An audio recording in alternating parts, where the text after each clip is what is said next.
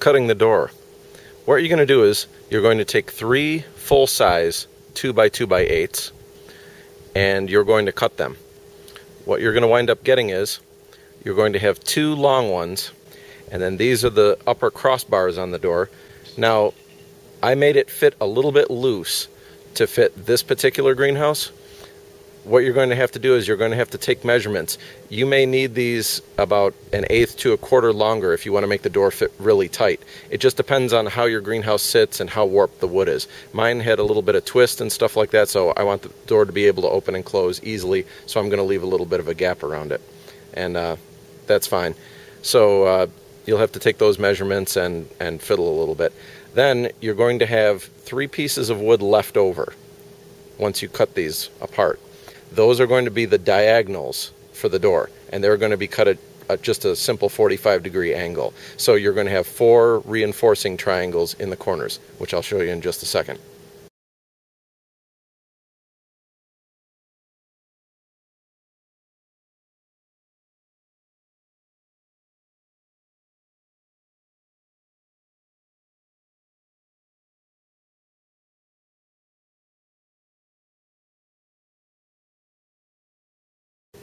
Assemble the door like you would the entire structure. You're going to just put these on the top and the bottom, set them right up against there with glue, and then go ahead and put a single screw in per corner.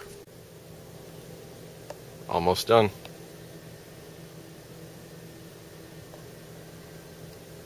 You're going to have 3 pieces of wood left over. These are going to be the diagonal braces in the door. You're going to cut these to 14 inches.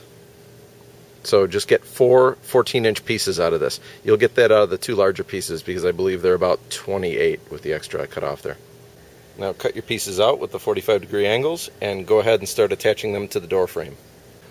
Just add some glue and stick them in the corners.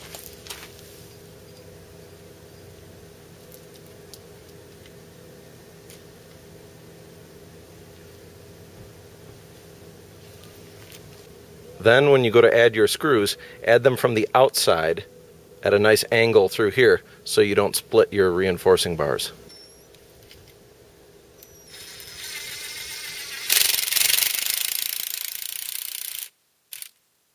Another thing you can do, depending on the length of your screws, if you use longer ones, you can go in on an angle like this and plant them in there.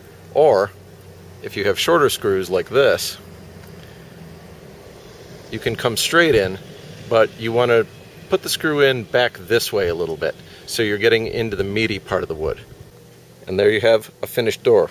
If you want, you can put a crossbar across the middle like that to make it a little stronger. It's totally up to you.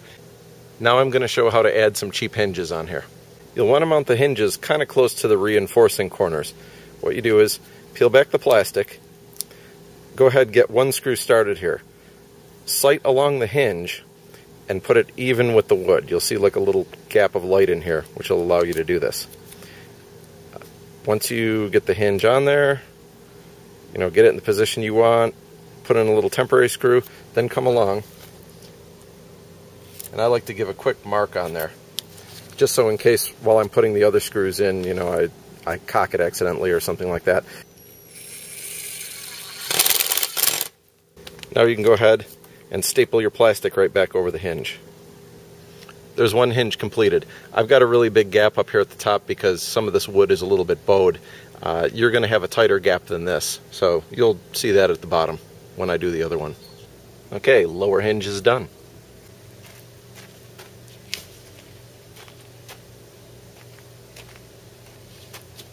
Okay, that was good. And what you want to do is you might want to trim your plastic a little bit so the door closes easiest, if that gets in the way. Go ahead, add a crossbar to the door, put a handle on it. You can also take the piece of plastic you cut out of here and go ahead and staple that back on over your door. Now, if you want double doors, it's easy with this design. All you do is take your 2 uprights that are 36 inches apart and slide them out to the corners. You can also cut your corner diagonal braces a little bit shorter to do this, and then just measure, split the difference, and make 2 doors like this so that you can open 2 of them outwards. This is plenty strong enough to hold up to anything up here unless you're in a place that gets like 40 feet of snow or something like that. So, you know, it's totally up to you. You know, you can also make the door 48 inches wide if you want, you know, and just have one big large opening door, any way you want to make it. Next video is going to show the roof hatch.